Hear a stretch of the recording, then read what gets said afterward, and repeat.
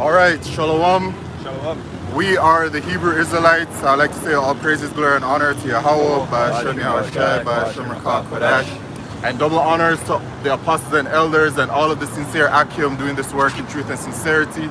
We're out here another Tuesday on the highways and byways to prophesy the downfall of the Edomite kingdom, which we are currently in right now. All right. A part of the downfall of the kingdom of the Edomites, who are these so-called white people, by the way, is that you'll see many of these endgame prophecies come to pass. All right, we're looking towards many prophecies right now. We're looking towards the mark of the beast prophecy, which is a microchip.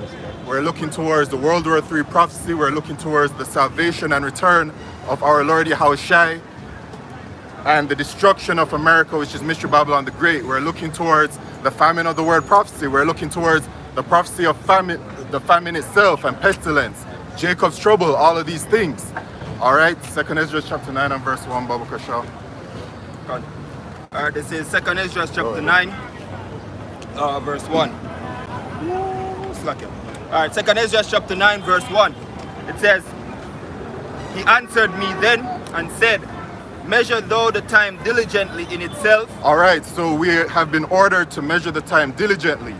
And how do you do that? You simply observe the times, right? The Lord says that he has set up watchmen upon the walls, and we are watchmen set up by Yahweh Shemishai to continuously watch and to warn the world of what is to come, to warn our people what is to come, to let our people know the judgments to come, to let the elect of the nation of Israel know that salvation is near, but to let people know the time that we're in. Continue. It says, "And he answered me then and said, Measure thou the time diligently in itself, and when thou seest part of the signs past, which I have told thee before, then shalt thou understand that it is the very same time wherein the highest will begin to visit the world which he made."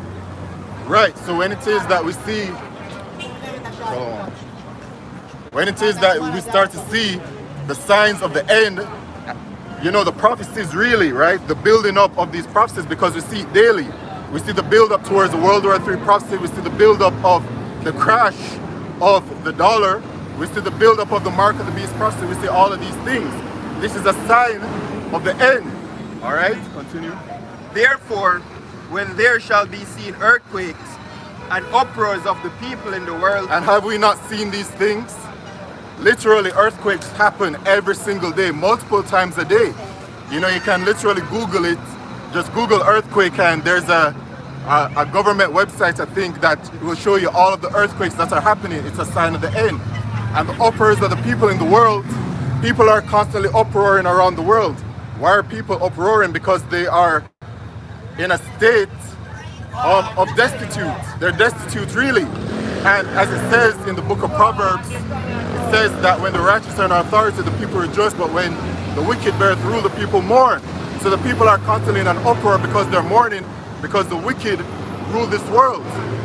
So they're not benefiting in any kind of way. They're not living a good life. And you have even Edomites in their own kingdom, under their own rulership, suffering. Yep. Right? Continue. It says, "Therefore, when there shall be seen earthquakes and uproars of the people in the world, then shalt thou well understand that the Most High spake of those things from the days that were before thee, even from the beginning." So all of this was set up. The blueprint was created from the very beginning, that this is how things would go and how things would operate. For like us, all of the in the world. That was it? Did you hear that part? No, I'm already there. Yeah, man, read that. It says, verse 5, it says, "For like as all that is made in the world had a beginning and an end, and the end is manifest." The end is manifest of the world, right? But it's not talking about the physical world that we're standing on right now. It's talking about the world as in Aeon. Because when you look in the New Testament, you'll see the word world many times. One of them will show Aeon, another one will show Oikomini, and the last one will show Cosmos. This right here is talking about the Aeon, right? Which is talking about the rulership of the Edomites. The kingdom of the Edomites is coming to an end. It's at an end. And as it says in the book of Job, it says that his bounds are appointed that he cannot pass. So it has an end. This wicked rulership is coming to an end very, very soon. And we're seeing the signs of it every single day. Yep. All right? Yep. God, it says, for like as all that is made in the world had a beginning and an end, the end is manifest. Even so, the times also of the highest have plain beginnings in wonder and powerful works, and ending in effects and signs. And we're seeing that. We see all kinds of things. The earthquakes we see, we're starting to see an uptick of natural disasters, tornadoes, stuff like that. I think there was even floods, right? Constant floods.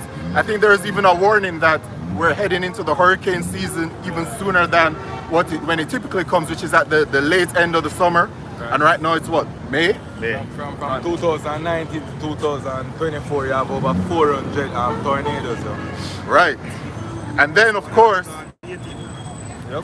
right, the tornado that was seen in Haiti, that is, to me, to my knowledge, that's unprecedented. You know, over here in the Caribbean, we don't have any kind of tornadoes or nothing like that. Right? We have hurricanes, so that's something unprecedented. We're starting to see things happen in places that never happened before. Yep. And of course, one of the largest signs that we see are the chariots of the Most High. The chariots of the Most High, right? We're seeing that, we're seeing it. We're seeing that more frequently. The angels are showing themselves more and more each and every day, right? So we're seeing many of these things, right? But we're here to deliver to you the prophecies. So I wanted to get me one more prophecy. Can I get a briefing real quick? I just speak about the unprecedented things, you know. This is Ecclesiasticus chapter 36. And let's start 3. It says, lift up thy hand against the strange nations, and let them see thy power, as thou wast sanctified in us before them, so be thou magnified among them before us, and let them know thee, as we have known thee, that there is no God, but only thou, O Yahweh. Show new signs, and make other strange wonders. Glorify thy hand and thy right arm, that they may set forth thy wondrous works. Come. And we're seeing that at these end of days, and things will continuously increase as we get closer to the end of Esau's rulership. We're going to start seeing other things that would be considered unusual in this world. You know, since we've been born, these things are unusual things. But anything can happen because the Most High can create and do anything. Yep. All right? This satellite images show this scale of devastation after Papua New Guinea landslides. So it's having revealed the huge breadth of the devastation landslide that has left as many as 2,000 people buried under rubble in Papua New Guinea. That was an earthquake, right? Landslide. A landslide, right. So a landslide just slaughtered a bunch of people, right? But you know that number is minuscule compared to what is going to be happening at these end of days when Yahweh Shemishai starts to wrap this up to a very high level. There's going just like you have landslide, we normally come from heavy rainfall. Heavy rainfall, right? I have places on the earth where I suffer severe drought conditions. It's a contrast, but everything is extreme.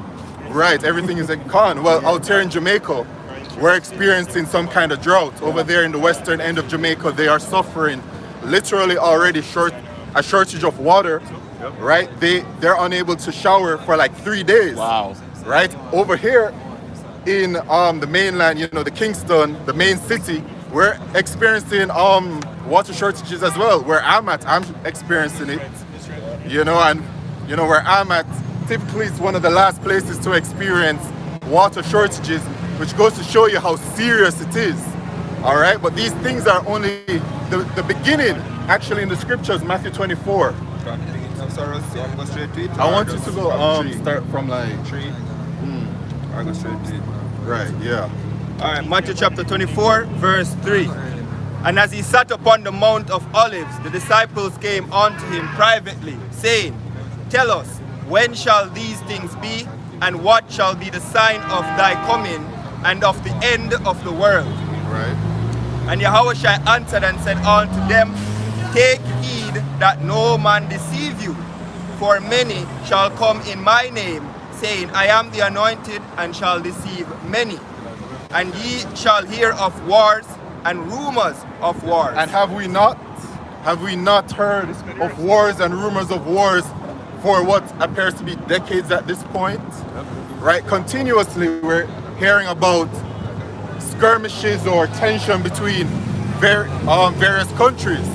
And right now we have very high tension between Israel, the state of Israel, the Israelis, the Jewish people, and Hamas, right, with Iran backing them. And we have Russia, who is a very important part that's in the midst of all of this. We have actually South Africa made a plea to the international court, is that what, the international court, regarding the situation in Hamas, that they want the mass genocide to stop, that the Israelis are committing. Little crosses, not a Jew come out and say they made a mistake, you know. And the bombing a farmer named Rafah. You see me? Yeah man, because they murder some other people and the world say, oh, tell you if you go in there. And then going to go murder people again. Right. You see me? And not a Jew say, oh, it was a mistake. You say, we're see it. And when you go up on the comment board, everybody cuss them out. Right. Everybody cuss them out. So we're like basically express the prophecy will fulfill. Greatly despised. Right, come on. So you have the Israelis in that kind of situation, and then of course America. America is known as Mystery Babylon the Great in Revelation chapter 17, also Babylon in various other places in scriptures. America is a part of that entire thing with NATO and the European Union. And then you have China, you have all of these world powers having tension among each other. Right? So you hear of these wars and rumors of wars. And this World War III prophecy says that the second woe is past, but behold, the third woe cometh quickly. So that second woe is World War II, and that third woe is World War III, which is coming very quickly. Recently have the British Prime Minister saying promise if him win back the Prime Minister seat, he's going to make military drafting mandatory. Right. And that's not coincidentally talks like that is being made. Right, right. It's a preparation for World War III. Con, well, But US said them put military over there to teach Ukraine. See? Normally Ukraine that go in a place like Germany to get them level of training there. Yeah. But them literally like put boots on the ground. con. And to add to that, actually, I was going to say, to continue, brother. Matthew 24:6 again. It says, And ye shall hear of wars and rumors of wars. See that ye be not troubled, for all these things must come to pass, but the end is not yet. All right, so it came back to me, right? What the brother mentioned, that, you know, the Lord is putting a spirit on these heathen, right, to go to war. In Ezekiel chapter 38, it talks about that the Lord will put a spirit on Russia, put hooks into their jaws, and bring them forth to go to war. And so it's a spirit being put on them to gather their military, put out the recruitment out there, and then eventually go over there to the so-called Middle East and have war over there, right? Continue. So, Matthew 24:7, it says, For nation, right? So for nation shall rise against nation, and kingdom against kingdom, and there shall be famines and pestilences and earthquakes in diverse places. Which all of these things are happening right now, all right, on different scales. But eventually, it will all be magnified to a very high scale, okay? Where it will be like, people will be like, wow, and people will be dying by the thousands. This is going to be the judgment of Yahweh Shemeshai upon the world. And it's coming. And the Lord is going to be using Esau Edom, which is their sword, right, to bring a lot of this judgment upon the world, and especially unto our people, you Israelites. Continue. It says, all these are the beginning of sorrows. And these are the beginning of sorrows. So this is just the beginning of it. All right, everything that you see right now and all of the hell and tribulation that you're starting to go through, this is only the beginning, because things are going to get much, much, much worse. The Lord calls it the time of Jacob's trouble. You said you had something, brother? So this is the diplomat, it's a welcome to World War III. The Western-led rules-based order is fraying, but nothing seems to be emerging that might replace it. So it's a Russian foreign policy expert, Fyodor Lokyanov, stated the other day in Beijing that World War III has already begun. He urged that instead of one global conflict that would quickly escalate towards nuclear war, this world war is being fought in the form of a chain of regional conflict. He may have a point. From the war in Ukraine to the war in Gaza, to tension in the South China Sea, the Taiwan Strait, and the North Korean Peninsula, regional conflict have involved all the great powers. Yes, so when it is that you're having all of these skirmishes all over the place, right? It affects the world in different kinds of ways. One of the ways that it affects the world is that the supply chain has been disrupted very greatly. And that is actually one of the ways that the famine will come about. It won't necessarily be because there just won't be any food, which really it will be because some places won't get food, but it's because the food can't be transported to certain places. For example, out here in Jamaica, we have a very high, like what, over 90% import rate. 90% import rate. So can you imagine if the ships can no longer bring the food to the country? Jamaica will have to survive on that 10%. That's an instant famine in like what, a week or two? You know? Yes, I mean, you go back in the word famine, go back to a scarcity. Scarcity of, right, cod, right. That finish or? Yeah, man, as part of the prophecy, again, it's get it, the same I break the staff of bread. Right, cod. Yeah, the staff.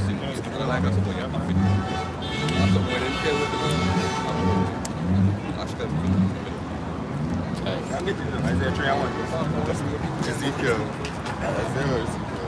Isaiah 3:1. Say my break the staff of bread.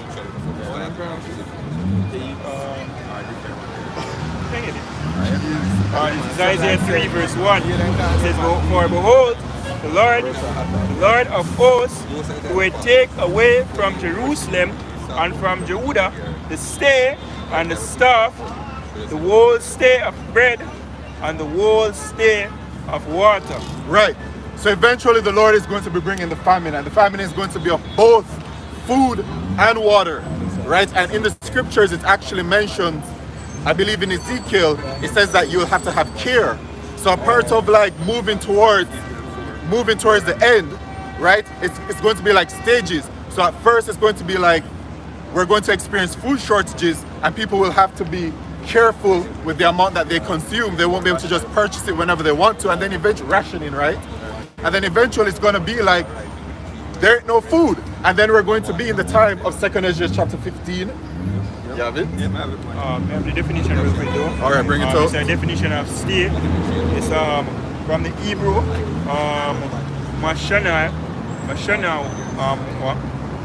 It says support or staff, and it also says that is figuratively a protector or sustenance, right? So whatever supply it is, that the most they remove. Right. That's survival. I would see how the most I remove it from even the foundational stages, farming. You know what I mean? Especially out here we have a major dirt. It cause a whole lot of farmers to lose crops, to lose yield. Yeah, that's the drought. Yeah, but right now, just literally yesterday, I talked to this female and we don't know what topic of lettuce come up. As me, just and say, yo, lettuce scarce. Because I've been in the market the other day, I just blow in the middle of lettuce. As me, and even when the price gone up, I try to buy a piece. But when I see none, as me, I may find out that the reason why none is there is because of the drought. Right. You see me? I mean, I say, yo, really and truly, we in Maine. And it's baddest thing big. We never see drought lick lettuce like that. And if lettuce get licked by it's a process of time before vegetables in general will get buff. It's a quick crop. Right? And it'll get removed and we don't reach summer yet. You see me? So the things that get worse and worse and worse. You know, and we don't say Esau put it behind it. But a lot of these things here are just to signify the end of an age. Right. And it's not only the produce, like the lettuce. When you go to the grocery store out here in Jamaica, you see that the shelves are no longer as full as they used to be, right? And you know what else actually got hit? It's the corn and the wheat. And a lot of these goods, they are built from corn and wheat, right? So that's why we're seeing a shortage of such things. What you have, brother? So this is the World Bank. It's a food security update. World Bank responds to rising food insecurity. So going to it, it said, according to the USDA Economic Research Service, global wheat ending stocks for the 2023-2024 period are anticipated to hit an 8-year low, dropping 0.6 million metric tons to 258.3 million metric tons MMT. This decline is primarily attributed to India's diminishing wheat stock. And all them wheat stock get diminished because them are with all them grain, yo. Right. Them not export as much. You see it? And why is that? Because they see the impending world war that's coming, right? There are many ramifications of a world war, right? And this is one of them. And it's going to continue to increase and become worse, where eventually, as it says in 2nd Esdras, bring it out. This is 2nd Esdras chapter 6 verse 22. It says, and suddenly shall the sown places appear unsown. The full storehouses shall suddenly be found empty. So anywhere that you can find food, those places will be found empty. All right, that day is coming when the Lord says that they will be bringing a famine. The famine is serious and it's really coming. And it's not going to be a light thing. The famine is going to be so serious that cannibalism will be coming back. Okay? 2nd Esdras 16 verse 21. It says, behold, victuals shall be so good cheap upon earth that they shall think themselves to be in a good case. And even then shall evils grow upon earth, sword, famine, and great confusion. So right now, this very day, people are still able to buy food, and they're even still able to buy food at a somewhat cheap price. And I say somewhat cheap because compared to before, the inflation is quite high, right? Things are really more expensive these days, but they're still able to comfortably go out and make these purchases even if their purchasing power has been reduced.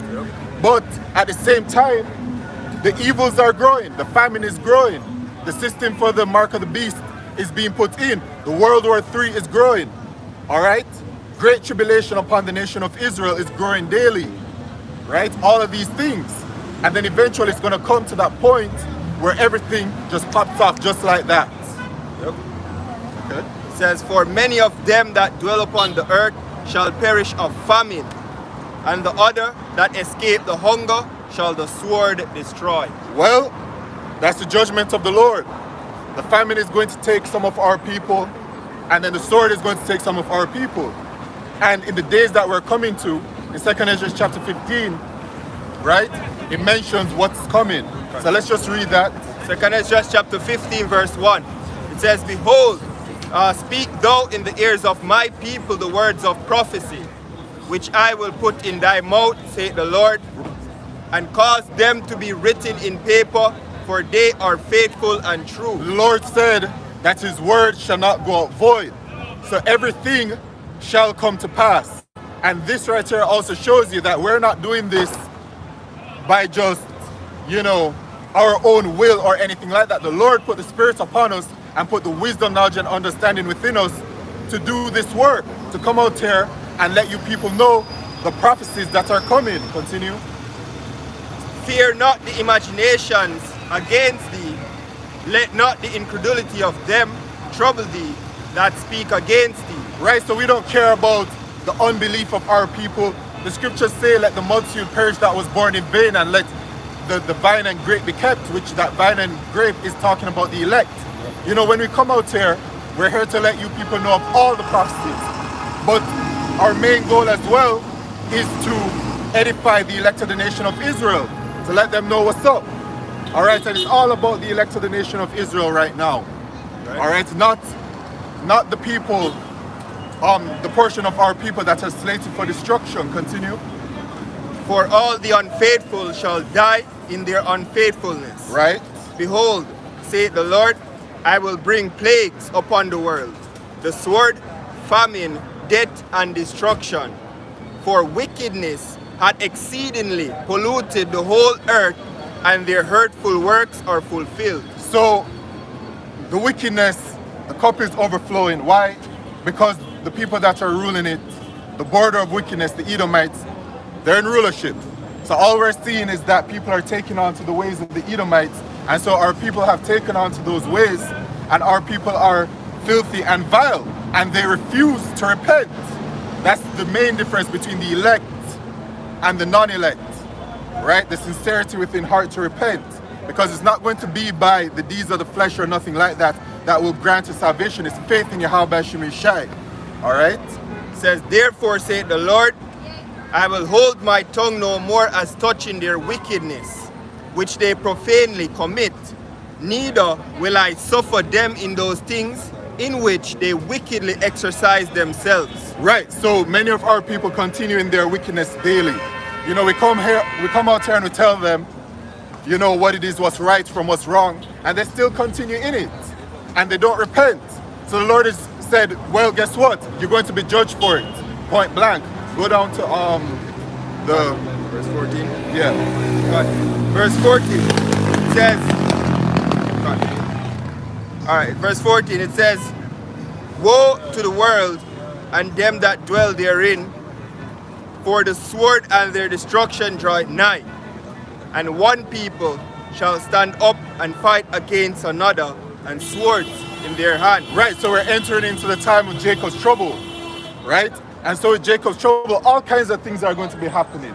As we stated before, the famine, the pestilence, all of that stuff, all right? And so it's going to cause people to be in a certain state of mind, right? Especially because of that famine, okay?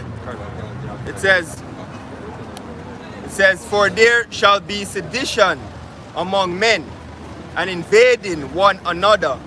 They shall not regard their kings nor princes, and the course of their actions shall stand in their power. So things are going to get so bad out here in the world, but especially over there in America, all right, that people are no longer going to regard their kings nor princes, which is talking about their rulers, all right? Anybody that's in charge, they're not going to listen anymore, because they're going to be in a state of being completely destitute, right?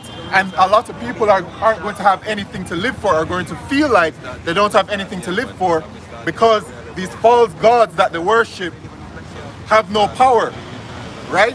And it is only really, it is faith in Yahweh Shemeshai that will be able to get you through these days. If you don't have faith in Yahweh Shemeshai, then you're through.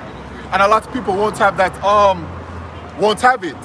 In the book of Ecclesiastes, it talks about when they look out of the windows, right, it's darkened. You don't have to get it, right? Because when they look out, it's darkened, they don't see any hope. But we will have hope, right? Because we have faith in the Lord. All right, continue. It says, and the course of their actions shall stand in their power.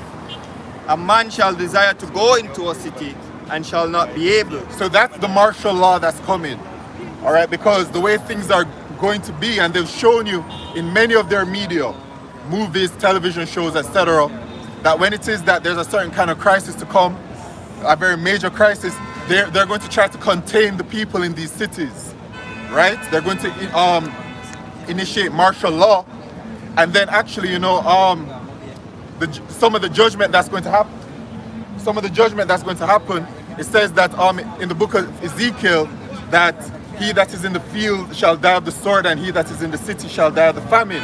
So a lot of people that are contained in these places are going to die from the famine, and also, Lord knows what kind of pestilence will be coming. A real and true pestilence will be coming upon the world. So you can only imagine when people are contained and that pestilence is coming and it's upon the people. People are going to be dropping like flies. All right? But that martial law is coming. Continue. It says, for because of their pride, the cities shall be troubled, the houses shall be destroyed, and men shall be afraid. A man shall have no pity upon his neighbor, but shall destroy their houses with the sword. But shall destroy their houses with the sword and spoil their goods because of the lack of bread and for great tribulation. So you see that famine is going to get to people. It's going to get a lot of people out there in a very crazy state of mind. Because when it is that they can't eat, they go crazy, right? It takes only a couple of days before people start to, you know, have all kind of mental issues when it is that they're starving. And it's going to be every man for himself out there. A lot of people are going to turn against their own family. A lot of people are going to turn against their friends, loved ones, all kinds of things. It's going to be really chaotic. There's a old saying, a hungry man is an angry man. Right? You know, take that. Right. And, you know, with the famine, people are going to be losing loved ones. A lot of the head is just going to go crazy. And it's going to be pandemonium out in the streets. And then, because of the famine, Esau, Edom, the so-called white man, is going to present a solution, right? Because we're going to be in such a state of chaos. We're going to be experiencing famine, pestilence, everything, right? And so he's going to present a solution, which is going to be the mark of the beast, which is that microchip. He's going to tell you people that in order to eat, you're going to have to take this microchip. And a lot of our people in that hour of temptation spoken about in Revelation chapter 3 and verse 10 are going to bend the knee. Get it, Babu Kasha? This is Revelation chapter 3 verse 10. It says, because thou hast kept the word of my patience, I also will keep thee from the hour of temptation, which shall come upon all the world to try them that dwell upon the earth. And that word world there is oikoumene, which is going to affect the entire world, right? Every soul on this earth. But it's only relevant for the Israelites in regards to salvation. But regarding you Israelites, a lot of you are going to be so destitute and so hungry, and you would have lost so many people that you love or whatever, that you're going to think that your only way out is to take this microchip. But it's all going to be onto your own destruction. Because the judgment for taking this microchip, which is the mark of the beast, is death by thermonuclear fire. Revelation 14 and verse 9. Babu Kasha. This is Revelation chapter 14 verse 9. And the third angel followed them, saying with a loud voice, if any man worship the beast and his image, and receive his mark in his forehead or in which his is hand. talking about Esau and his system, right? And so that mark is talking about that microchip, right? And when you look at the word worship, I see you don't have your getting open, but I'll get it. The word worship at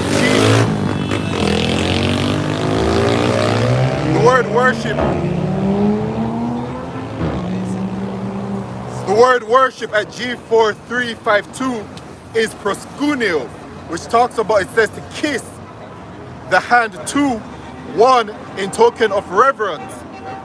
In the New Testament, by kneeling or prostration to do homage, right?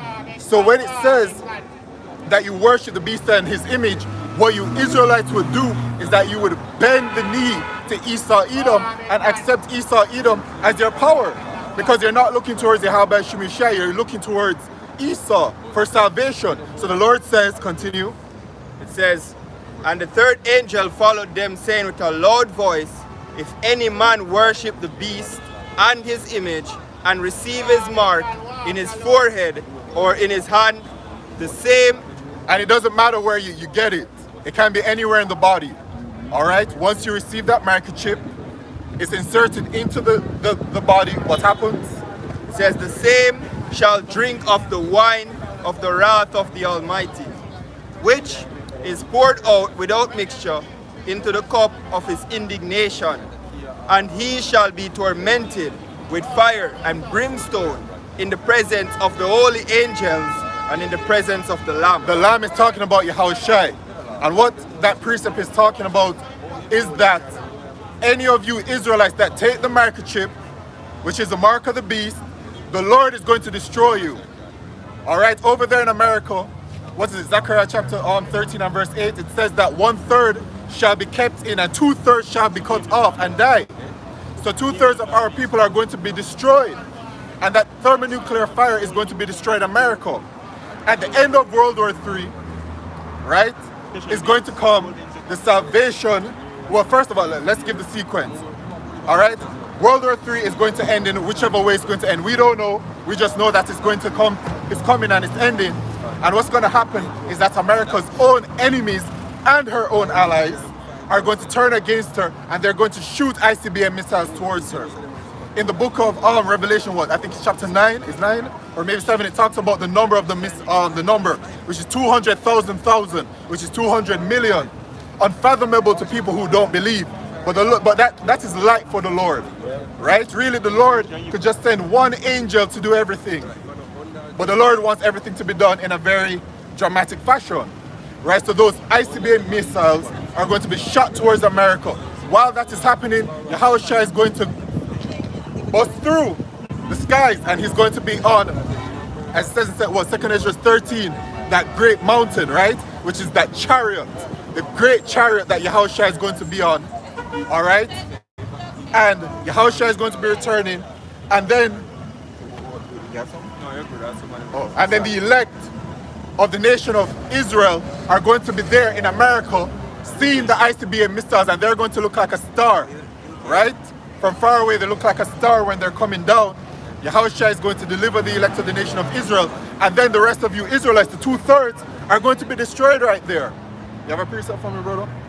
Revelation 16 verse 2, real quick. It says, the first went out and poured out his vial upon the earth, and there fell a noisome and grievous sore upon the men which had the mark of the beast, and upon them which worship his image. Right. Well, that sore is talking about those who take the microchip, right? They're going to be experiencing some kind of bodily harm of sorts, right? So even before the thermonuclear fire destroys them, all right, the Lord is going to be bringing judgment upon them for taking this microchip. And however this sore happens, we're going to see however it happens. But when it happens, it happens, right? But this is what's going to happen to the unbelieving of our people who refuse to turn on to Yahweh Shemeshai, death by thermonuclear fire. And then, of course, you know, the rest of the elect from the four corners, because the elect are all across the earth, right, to be saved. So Yahushua is going to deliver the rest of the remaining and destroy the others as well. All right, you have a precept from This is Revelation chapter 18 and 4. And I heard another voice from heaven saying, come out of her, my people, that ye be not partakers of her sins, and that ye receive not of her plagues. For her sins have reached on to heaven, and the Almighty had remembered her iniquities. Reward her even as she rewarded you, and double unto her double according to her works. Read it back from the top. God. Revelation 18 and 4. God. It says, and I heard another voice from heaven saying, come out of her, my people, that ye be not partakers of her sins, and that ye receive not of her plagues. For her sins have reached unto heaven, and the Almighty had remembered her iniquities. Right, so the Lord is going to deliver the elect of the nation of Israel from that noisome pestilence. Actually, in the book of Job, it talks about it as well. In the seventh trouble, you know what I'm talking about? Yeah, man. What is it? Job chapter 5. This is Job chapter 5 verse 19. It says, he shall deliver thee in 6 troubles, yea, in 7 there shall no evil touch thee. Right. Which is talking about completion, right? Because that final trouble is going to be the thermonuclear fire, the ICBM missiles. Continue. In famine he shall redeem thee from death, and in war from the power of the sword. A privilege given unto the elect of the nation of Israel. It says, thou shalt be hid from the scourge of the tongue, neither shalt thou be afraid of destruction when it cometh. At destruction and famine thou shalt laugh, neither shalt thou be afraid of the beast of the earth, for thou shalt be in league with the stones of the field, and the beast of the field shall be at peace with thee. Right. So no harm shall come to the elect of the nation of Israel. Right? I think we get examples of that, yo, with beasts being in league with the servants and without about Shimon Shai. Sure, when do to Daniel in the lions then, yo. You see me? Because in the times to come, even the animal them are going to go through famine, yo. Yeah. So what do you think them are going to do? Them are come, scripture make mention of them are going to change them places, yo. 91. And the Lord So, said that. if I grew up in a garrison, you know, say, yo, mongrel not part by themselves. You see me? So one squad of them and just imagine in the times to come, yo. You see? In the book of what is it, Jeremiah? I think Jeremiah 16 and 4. It talks about the kind of judgment that will be coming upon our people. This is Jeremiah chapter 16 verse 4. And this is before the thermonuclear fire judgment. You see, the Lord is bringing several different kinds of judgment onto our people, right? And so continue, read it. Jeremiah chapter 16 verse 4. They shall die of grievous death. Grievous deaths. What does it say for grievous there? What's the definition? It's Strong's H8463. Can't pronounce that. It says diseases. Diseases. All right, so they'll die of grievous deaths. Talking about diseases there. Continue. Revelation 16 and 2. The same thing. Pus. The pus, right? Cancer. Right. Radiation.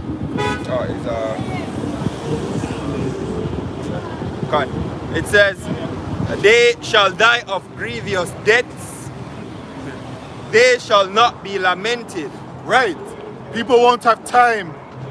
It says it in 2nd Esdras that the death is going to be so often and so frequent that there won't even be any time to bury the dead, and that their bodies will be out there as dung, right? So people aren't going to have time to mourn their loved ones in these days when people are perishing by the thousands. Look when them love and John brought take out all the eyeball out the head, man. Right. It says, they shall die of grievous deaths, they shall not be lamented, neither shall they be buried, but they shall be as dung upon the face of the earth. Oh, well, there it is. As it says, they'll be like shit upon the earth. All right, the bodies will just be out there in the streets, decaying, and then who knows what will be released from a decaying body, because something that's decaying can release certain kinds of pestilence, right? So imagine all of these dead bodies just laying down there. Certainly some kind of disease will come from it, and it may even affect people. You know, we'll see what the Lord has in store in those days, but very serious judgments are coming. Judgments that we really cannot even fathom. You know, we read the scriptures and we prophesy these things, but we have no idea, like, the level that it will really be at once we're in it. You know, once we're in it as well, we're going to know, like, yo, we really in Jacob's trouble. There won't be any questions about it or nothing like that. It's like, yeah, we're in Jacob's trouble, and things are really serious right now, right? Scripture says we know in part, so we know in part, we know in part and we prophesy in part. There are many things that the Lord is going to fill in that we're going to experience and see.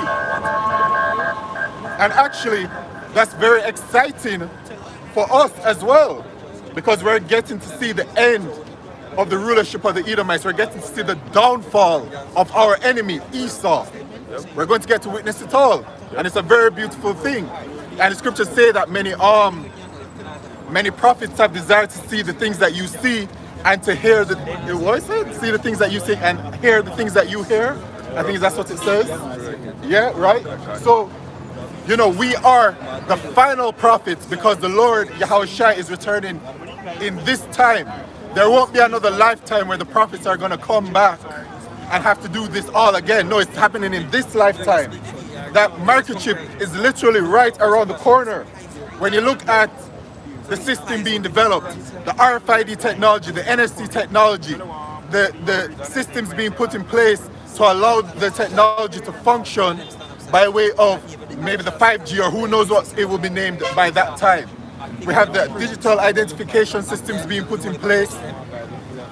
You have the central bank digital currencies being put in place. And we have literally individuals who already are microchipped.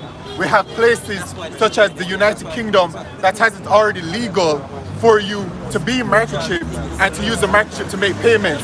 What does that say to you? Right? It says that in the UK, the system that they have set up already when you go to various places can already accept the microchip for payment. Over there in Sweden, it's already a thing.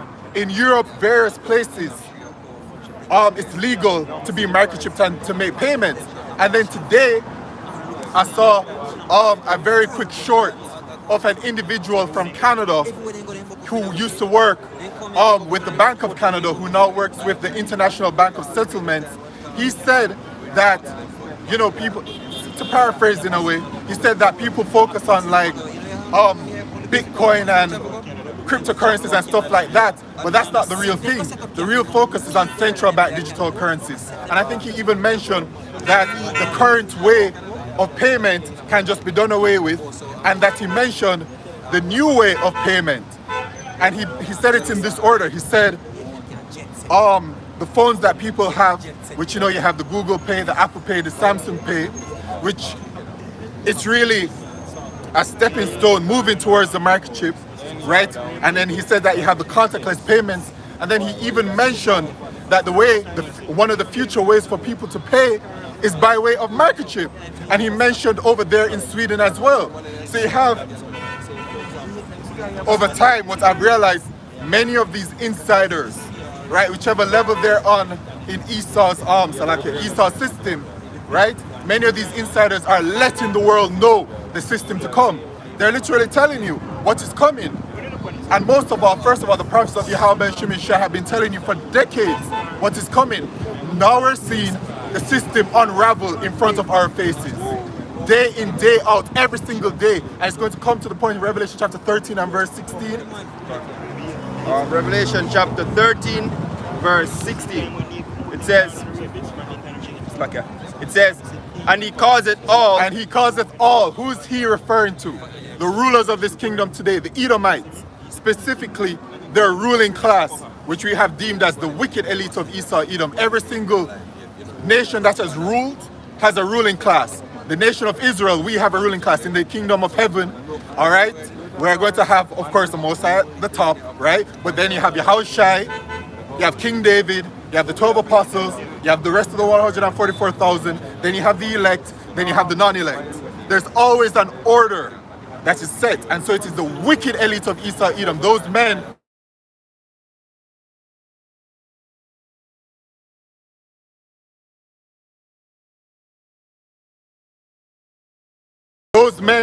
that are in the shadows. Now we do know who they are because the Lord said that he would reveal them, right? The Lord has made Esau bare, so we know them. The Rockefellers, the Rothschild, the DuPonts, the Lee family, all of those people, the Morgans. But oftentimes what they do is that they will show different faces, such as Bill Gates, such as Elon, 20%. such as Bill Gates, such as Elon Musk, such as Christine Lagarde, Jeff Bezos. They will show you these other people and show you that, oh, these are the wealthy in the world, but it's not them, it's really the wicked elites of Esau, Edom.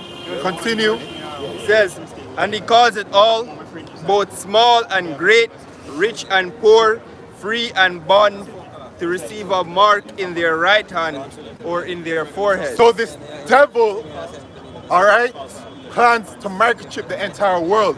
It doesn't matter who you are, where you come from, what kind of state you're in. Esau intends to microchip the entire world, right?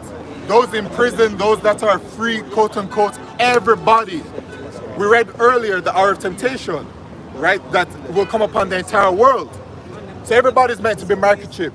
And you already have some that are willingly being microchipped. But that's a part of what Esau does. It's a part of, well, it is the Lord's system of gradualism, but Esau uses that frequently. Esau gradually gets people used to the new way of being. Right now, people are very accustomed to the contactless payments, the swipe to pay. some people don't think that being microchipped is like this weird thing. Some people look at it as like, yeah, this is the future, right? Because, you know, since we've been born, we've seen technology and we've seen how technology advances. And even when we were in the world, we would very readily take on to the technologies. Right. So Esau is getting people used to this idea of swipe to pay, swipe to pay. I have some of the experts who say, merging with technology is not new. Right, cyborgs. Right, yeah, yes, you have an entire community of people all around the world that are body hackers, right, biohackers, right, that they microchip themselves and they have all kinds of things and whatever else. So many people are accustomed to it. It's not like this weird dystopian thing. Continue.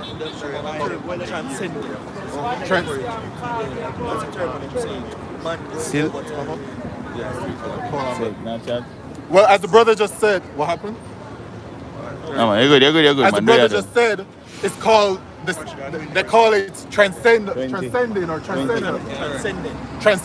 right? Which is okay, I get it. So transcendent is that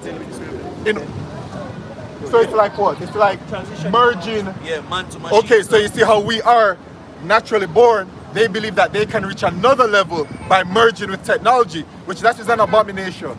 That is changing what the Most High created. But that is what Esau does regularly. I'm referring to say them go to what? The singularity. You see me? Right. But that is what Esau does. Esau, a part of what he's done in his rulership is constantly change the way that things naturally are. So continue. Says, and he calls it all, both small and great, free and poor. Sorry, great and rich, free. Go again. Excited, yeah?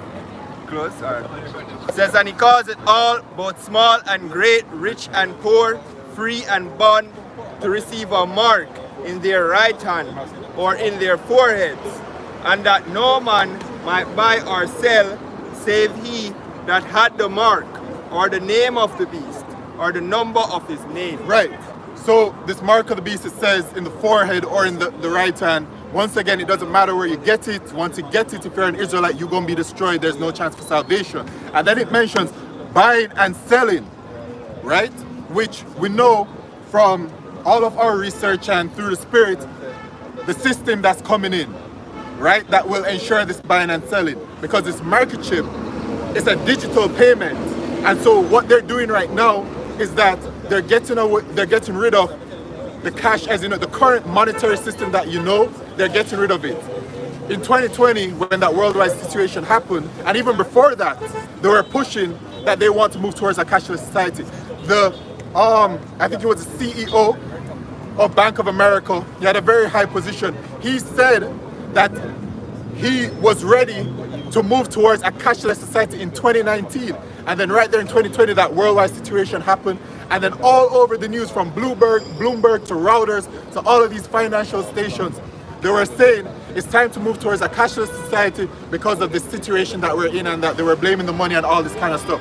Fast forward to 2024, and we've had the launch of central bank digital currencies, not just the development, but the actual launch. Jamaica has launched the Jamaican central bank digital currency, which is the JAMDEX. The Bahamas has launched the Sand Dollar. You have in Africa, they launched the e-Naira. And then every single central bank around the world is developing their central bank digital currency. It's not a fable, it's not a myth, it's actually happening. Go and do some research if you don't believe us. The system is being put in place as well, the digital identification system, which is going to merge with this central bank digital currency for an all-for-one use. This microchip is meant for an all-for-one use. So when it is that it's come to pass, the purpose of it, right, buy or sell, you have to have it to conduct business. To sell, you have to have it to make purchases. But it's not just that. It's not just like goods and services in the way of food or whatever else, right? They intend for everything to be connected to it. So when you need your government services, you need to have your microchip to gain access to it. When you want medical services, you're going to need a microchip to gain access to it. You won't be able to have a bank account unless you have the microchip. All right, this is where the world is heading towards, right? Con. And so you won't be able to buy or sell unless you have it. Okay? Yeah, man. Yeah, man. You wanted to bring this out first? So this is from the Wikipedia.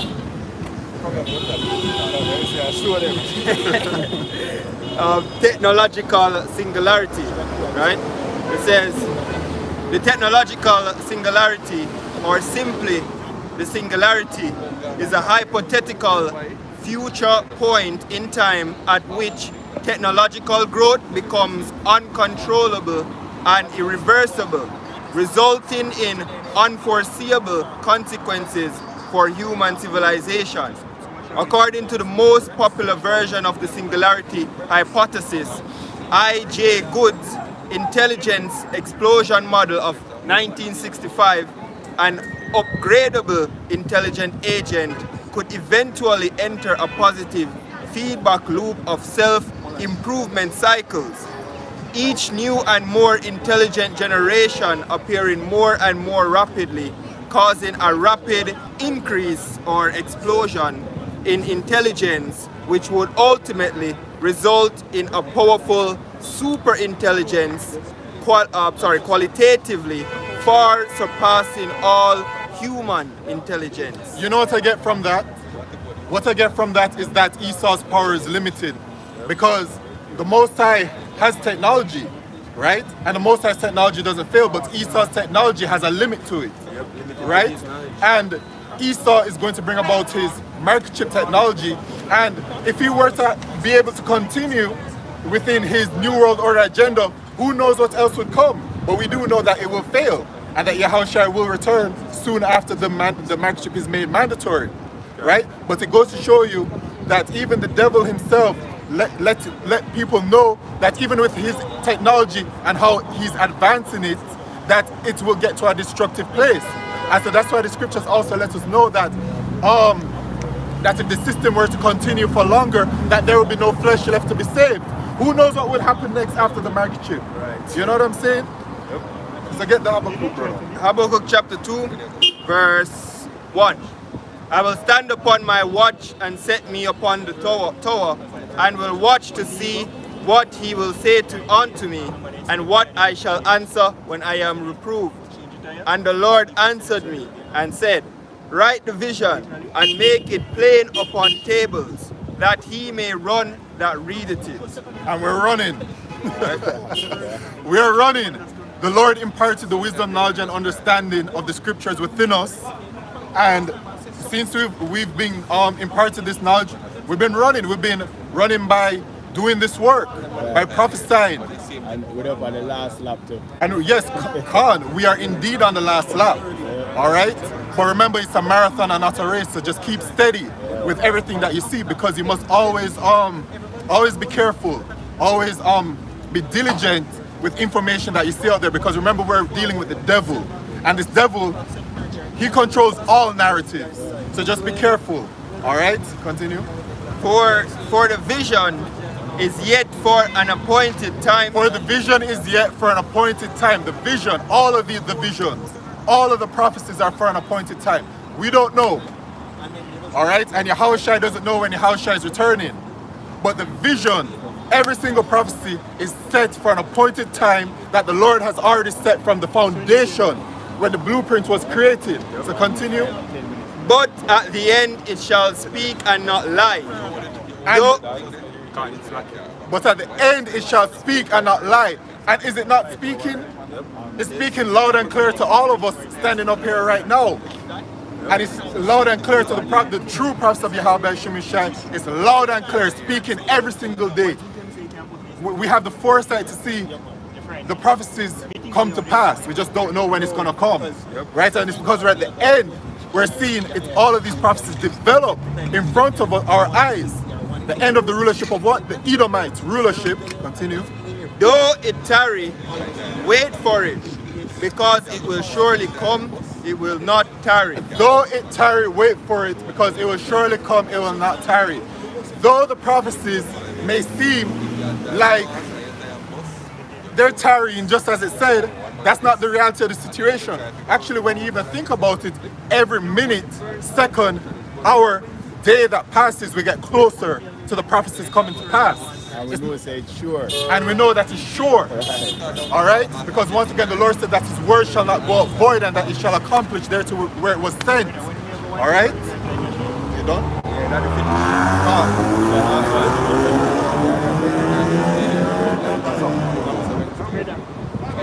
Right.